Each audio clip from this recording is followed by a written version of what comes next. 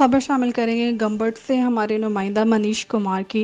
मुल्क भर की तरह आज यौम पाकिस्तान 23 मार्च गंबट में भी पुरजोर जोश व जज्बे से रैली निकाली गई और पाकिस्तान जिंदाबाद के नारे लगाए गए।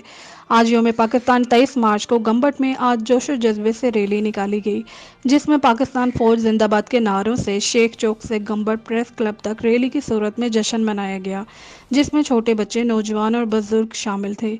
हर एक की ज़बान पर पाकिस्तान जिंदाबाद के नारे और पाक आर्मी जिंदाबाद के नारों से पूरी गलियां शहर गूंज उठा।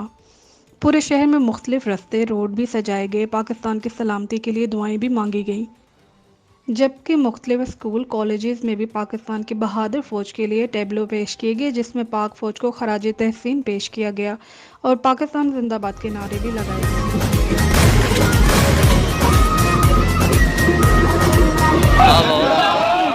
थोड़ा सा साइड में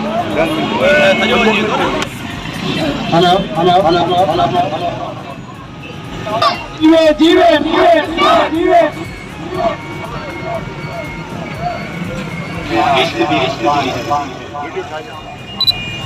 ये तमाम तमाम